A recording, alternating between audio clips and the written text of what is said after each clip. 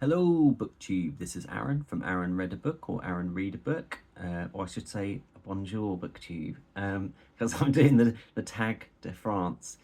This is a tag by Gavin at Genre Books, and um, I was tagged. I think I've been tagged several times in this, but YouTube changed the tag thing, I think, and I can only see like a week's worth of tags.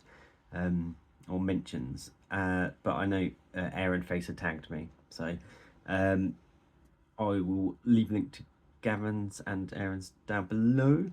I've never really watched the Tour de France, but I've always kind of wanted to get into it because it looks fun, and apparently there's a good documentary about it at the moment, so maybe I'll watch that. But anyway, let's go through these questions.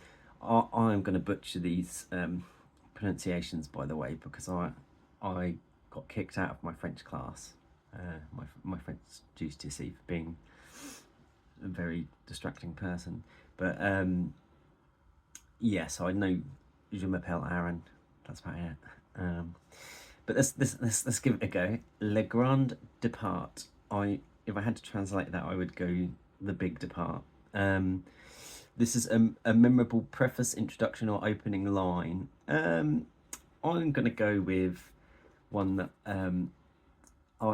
it's not particularly amazing, but I just love it, because whenever you read The Hobbit, you're instantly just in that world, and at the start of a wonderful journey. So it's in a hole in the ground there lived a hobbit. That's the sentence, but we'll go on. Not a nasty, dirty, wet hole filled with the ends of worms and an oozy smell, nor yet a dry, bare, sandy hole with nothing in it to sit down on or to eat. It was a hobbit hole, and that means comfort. Yeah, I just love that. It's the perfect introduction to the Hobbit and Lord of the Rings. Question number 2. Maillot Vert, a book under 150 pages. I'm pretty sure vert is some sort of colour, maybe green. I should have looked this up before, but I don't really know anything about the Tour de France, so it doesn't really help. I don't really like short books that much because I just love a chunkster, and I find short books and don't really I don't get enough of the character because I'm a very character-driven reader. But I think I prefer short stories and things because then you forgive that weakness. But there are many short books that do characters well. And I'm going to go with George Orwell, Animal Farm. This is obviously a massively famous book. This is going to be a very George Orwell themed tag for me, actually.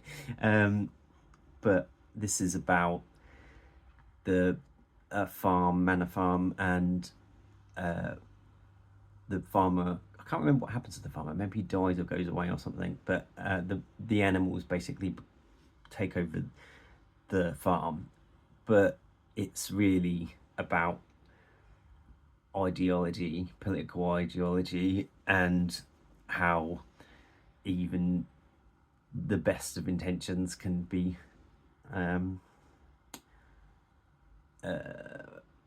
like the best of idealism going wrong. Basically, it's people would take advantage of other people, the pigs especially. But yeah, great Orwell book. I do kind of prefer his non-fiction, but we'll get onto that later. Number 3, King of the Mountains. That's not even French. I guess that's just an English thing. A book that you persevered with, and I'm glad you did. I'm going to go with a French book, so I get extra points, and I'm going to go with Les Miserables by Victor Hugo. I don't like it as much as everyone else seems to on BookTube. Everyone adores it. I had to persevere with it because there were incredibly long, boring bits. And because I was reading it in a read along on BookTube that took 3 months, the really long, boring bits really did take a long time. Like, I was like the Waterloo bit, the history of that abbey, and the history of the sewers. I was in those for weeks. Like, it's really annoying. That said, the rest of the book is amazing, and I loved it. But I forgive it less for those boring bits than I have done in other books, like War and Peace. There's a lot of kind of essays about how Napoleon should have fought the war and stuff like that I kind of just forgive because it is War and Peace, or the whaling essays in Moby Dick. It's just annoying, Les Mis, because his writing and everything in between is amazing. It just needed an editor. But that said, I'm glad I persevered with it because it did hit me at the end, and it's super long. It's like 1,500 pages long in most editions. But also, I'm glad because it introduced me to the musical, which I love, and I've listened to every version of the musical I could find, and it's kind of given me a new genre of music to listen to, because I'd only listened to Hamilton before, and everything else seemed a bit cheesy and weird to me. But now at work we quite often listen to a musicals channel on the radio, and I've been to see a few musicals recently, so like Operation Mincemeat, especially good. Now we do have a French one, Maillot Jaune. That's probably madly incorrect. A book where yellow is prominent, so I'm guessing this is yellow jersey. I can't remember if there is specifically yellow in this book, but it is a book about colour, and that's Just Before Shades of Grey.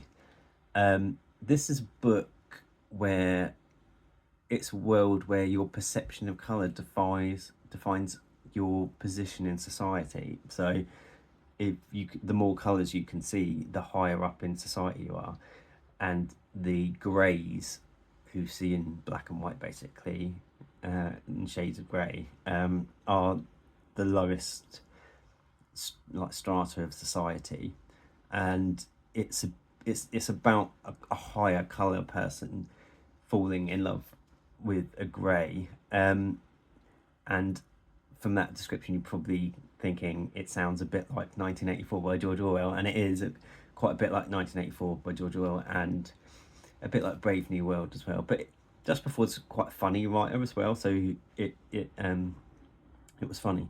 And I got given this for Christmas once by one of my flatmates years ago, and it's weird because normally when sort of people, non-particularly bookish people, give you books, it doesn't really work out, but this one I really enjoyed.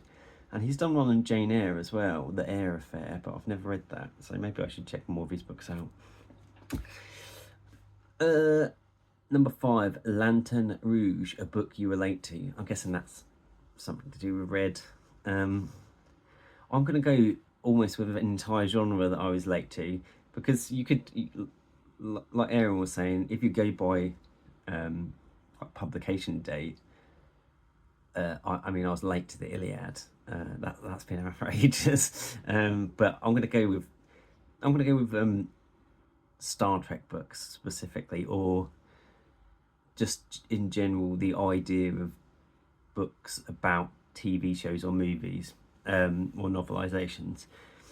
And I basically had never read these until the last couple of years on BookTube.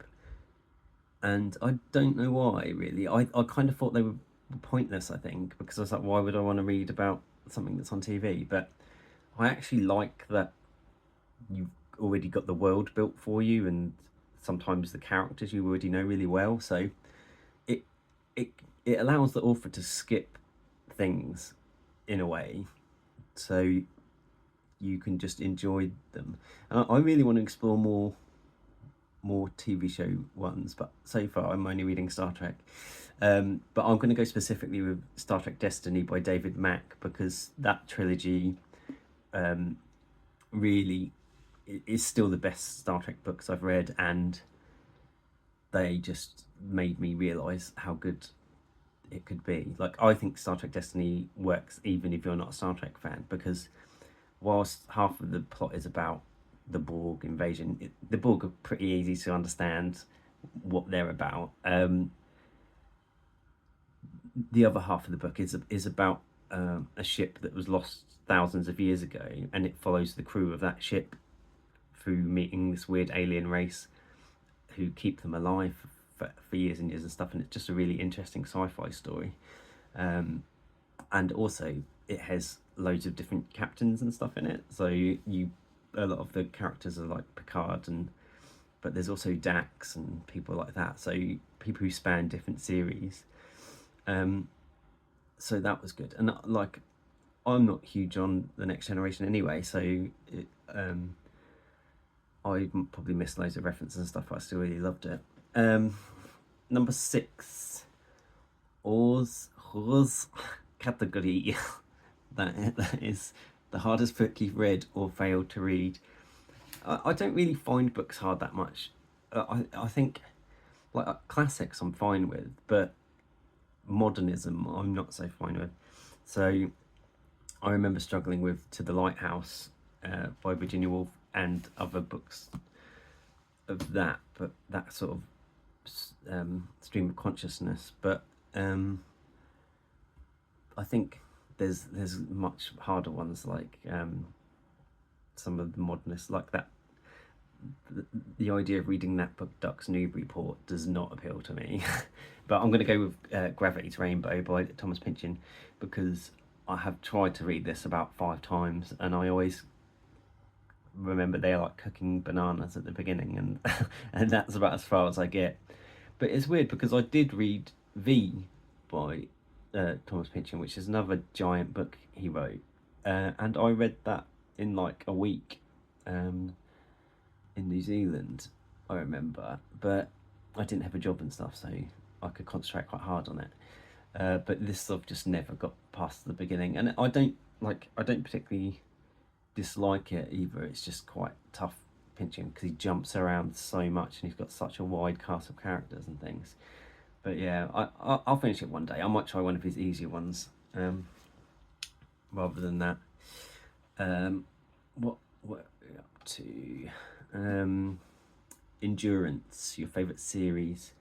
I'm gonna go. There's loads of series I really love, but I always think my favourite is Master and Commander, the Aubrey and Maturin series by Patrick O'Brian. I've talked about these loads. It's a book about a doctor and a spy.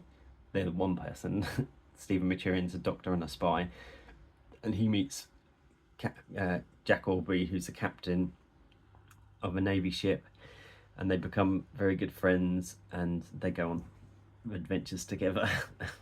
It's the best way to describe it is like an adventurous Jane Austen, but mostly male focused. But there are women, there are some great women characters in here as well, and you can just tell that Patrick O'Brian absolutely loved Jane Austen, because it's the same world, but a part of that world that Jane Austen really didn't talk about at all. She never talked about the wars, but yeah, Napoleonic Wars. Love the series. I'm not finished it yet. There's like 22 or something, and I think I'm about 12 in. I'm quite sad to get to the end of them. But yeah, I love that. But I will also shout out Discworld by Terry Pratchett, because that was really the series that got me into reading. Also, The Realm of the Elderlings by Robin Hobb I love as well. So they're the fantasy series that I really love. What's next? Champs-Élysées, your favourite Paris novel. I've never been to Paris, which is weird because it is about 40 minutes on the plane for me, or a train ride. But I would like to go. and I've not read that many books about Paris, but I'm going to return to George Orwell and one of his non-fictions, which is Down and Out in Paris and London. This is a book which is quite an extraordinary idea that someone would do this who was middle class and had a comfortable lifestyle. But George Orwell basically spent a year homeless, and he spent like 6 months in London homeless and seeing what the life of a homeless person is like.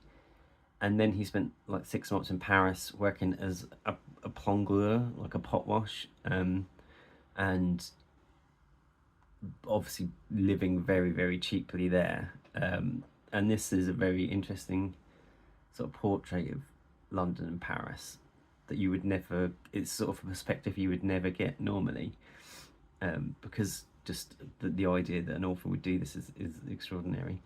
But yeah, I spent many years being a pot wash or kitchen hand or working lower jobs in kitchens, especially when I lived in New Zealand. And I also spent a lot of time drinking cheap wine, so I really relate to this book.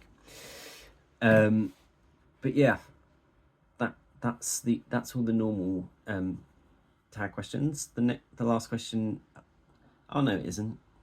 9. Lance Armstrong. Have you ever cheated to get to the finish quicker? No, I never skip anything in a book. That's why I had such a hard time with Les Mis, and I also don't like the idea of abridged things. The idea of skimming just makes me cringe. I hate it.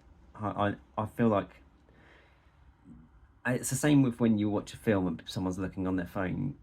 I feel like it's disrespectful to the artist to skim things and to not properly take it in, because I don't think you can offer a good opinion of it otherwise. I guess it doesn't really matter if you're not talking to anyone about it, or if you don't read the entire book but then you go and slag it off and give it negative reviews on the websites and things. I just think that's bad. And if you sit in the cinema and look at your phone all the way through and say the film was rubbish, you're not entitled to that opinion, in my opinion. Number 10, L'Equipped. Tag some others of the BookTube team. I'm going to tag a couple of new BookTubers that I've been watching. So check out their channels. They're both new. Maeve, I think that's how you say it, Maeve Everbooks, and Mark at the Book Thing. So check those out. And I think they both do. Yeah, they both do tags quite often. So I don't think I've seen them do this one. So have a good one, BookTube. Let me know if you've read any of these books I've talked about. Yeah. Bye.